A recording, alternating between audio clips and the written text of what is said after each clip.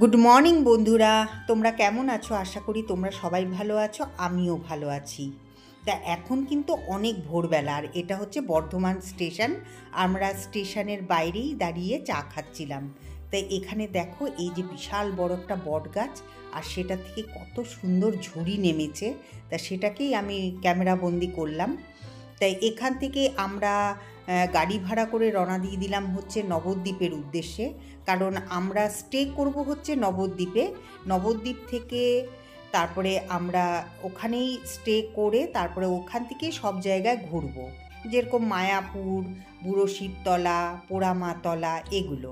তো তোমাদের তো আগেই বলেছিলাম যে এগুলোই ঘুরতে যাচ্ছি।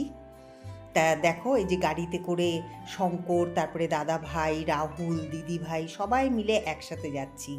আর এখানে না দেখো, আমরা কিন্তু গ্রামেই বাস করি, কিন্তু এখানকার যে গ্রামের যে একটা মানে কি বলবো, একটা যে মাটির যে গন্ধ, সেটার অনুভূতিটাই আলাদা। এত ভালো লাগছিল, মানে আমি তোমাদের সাথে সেটা মানে বলতে পারবো না যে কতটা ভালো লাগছিল। যারা যারা এখানে এসছো তারা নিশ্চয়ই বুঝতে পেরেছো যে কত সুন্দর জায়গা। তা আমরা যেহেতু অনেক ভোরবেলায় গাড়ি থেকে নেমে গেছি, মানে বিফোর টাইমে আমাদের কিন্তু গাড়ি বর্ধমানে ঢুকে গেছিল, তা সেই জন্য মানে সবাই একটুখানি মানে ঝিমোচ্ছিলাম আমরা। আর আমি তো ক্যামেরা করতেই ব্যস্ত ছিলাম। দেখো এখানে কত যে আমরা রাস্তা দিয়ে যেতে যেতে যে কত পুকুর, নদী দেখলাম, তার মধ্যে আমি একটাই নদী তোমাদেরকে শেয়ার করলাম। আর এই দেখো নবদ্বীপে কিন্তু অলরেডি পৌঁছে গেছি, আর আজকে হচ্ছে নবদ্বীপে হাট। যেই জায়গাটায় আমরা এখন যাচ্ছি সেখানটা হচ্ছে হাট বসেছে।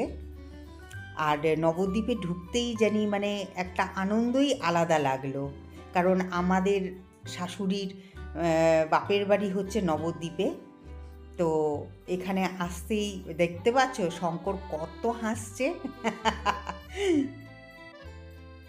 আর এই দেখো হনুমানগুলো মানে গাছের মধ্যে সব লাফালাফি ঝাপাঝাপি করছে, আর এটা হচ্ছে প্রভাত ফেরি।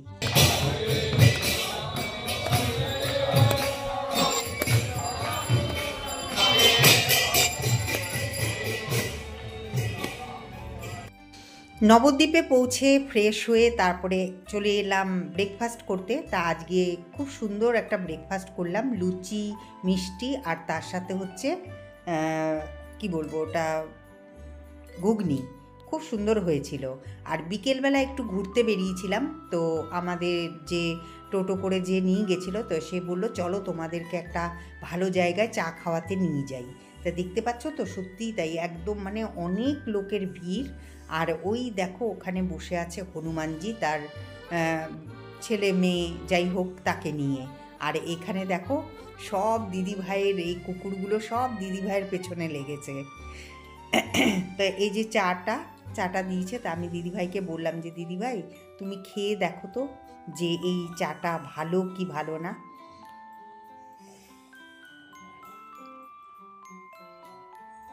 তা শঙ্কর বলছে যে না খুব ভালো, আর সত্যি খেয়ে দেখলাম খুবই ভালো। মাটির ভাড়ের, হ্যাঁ ভালো।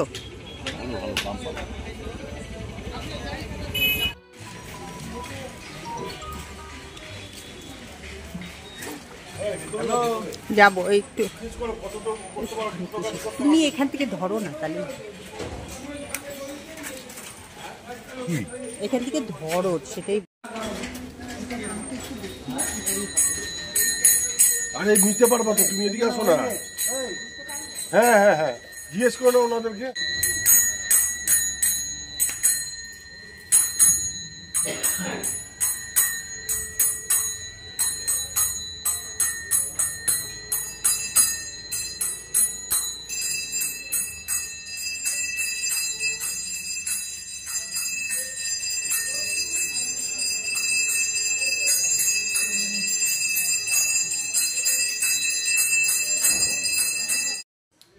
তোমাদের যে এই যে মন্দিরটা এখনই শেয়ার করলাম, তো তার পাশেই কিন্তু এই দেখো গঙ্গা নদী বয়ে চলেছে।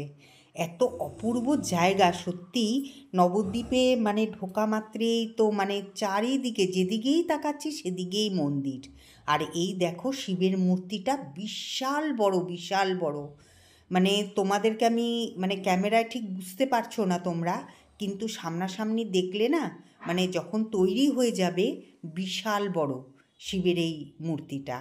তা সেটাই আমি ক্যামেরা বন্দি করে নিলাম। আর আমরা টোটোতে কতজন উঠেছি সেটাই আমি তোমাদের দেখাচ্ছি। দেখো টোটোতে কি এতজন হয়? দেখো সব চাপাচাপি করে এই যে 3 ভাই পরপর বসেছে, আর আমি আর দিদি ভাই একদিকে বসেছি। আর সামনে বসেছে হচ্ছে আমার মেজো ভাসুরের ছেলে শুভম। তা আমি এই দেখো এই যে এ হচ্ছে শুভম, আমার মেজো ভাসুরের ছেলে। তা আমি বললাম শুভম একটুখানি তাকা এদিকটায়, তো ও তো সামনের দিকে বসে আছে। তাই এটাই হচ্ছে আমাদের সেই গেস্ট হাউস যেখানে আমরা উঠেছি। তাই ওটাই তোমাদের সাথে একটুখানি শেয়ার করে দিলাম। আর দেখো গেস্ট হাউসের পাশেই হচ্ছে রাস্তা। তা এই রাস্তার পাশেই হচ্ছে আমরা সব চেয়ার দিয়ে সারি সারি বসে গেছি। এখানে মানে গেস্ট হাউসের যে মালিক সে আমাদেরকে চপ তারপরে বেগুনি এনে দিয়েছে। আর যেহেতু ঠান্ডা ঠান্ডা পড়েছে না, চপ আর বেগুনিটা খেতে খুব ভালো লাগছিল, ভীষণ ভালো লাগছিল। তোমরা তো বুঝতেই পারো ঠান্ডার মধ্যে তো এগুলো চলেই, তাই না বলো? সেই একটু আধটু চলতেই পারে। তা সেটাই তোমাদেরকে দেখাচ্ছি। এই দেখো এটা হচ্ছে চপ। তা এটা হচ্ছে শঙ্করের। তা শঙ্করকে আমি বললাম একটু দেখাও তো চপটা। খুব সুন্দর খেতেও ছিল, আবার গরম গরম ছিল। কি বলবো তোমাদেরকে, খুব ভালো খেলাম একদম।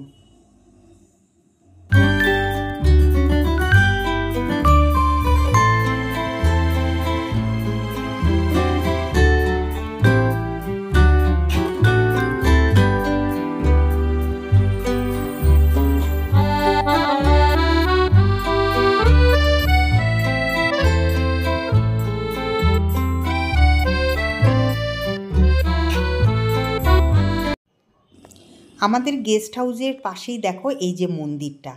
তা আমরা চপ আর বেগুনি খেয়ে তা এই মন্দিরে চলে গেলাম, কারণ এখানে হচ্ছে মানে অনুষ্ঠান হচ্ছে কিন্তু, তো বেশ বড় করেই অনুষ্ঠান হচ্ছে। তা সেখানেই চলে গেলাম কীর্তন শুনতে। এত ভালো লাগছিল মনটা, বললাম নবদ্বীপে ঢোকার সাথে সাথে মনটাই জানি মানে একটা মানে আলাদা আনন্দে ভরে উঠেছিল। চারিদিকে যেদিকেই তাকাচ্ছি সেদিকেই দেখছি ঠাকুরের মন্দির, আর সেখানেই হচ্ছে নাম কীর্তন। এই দেখো কি অপরূপ সুন্দর, তাই না? ভাষায় বোঝানো যায় না, এত সুন্দর।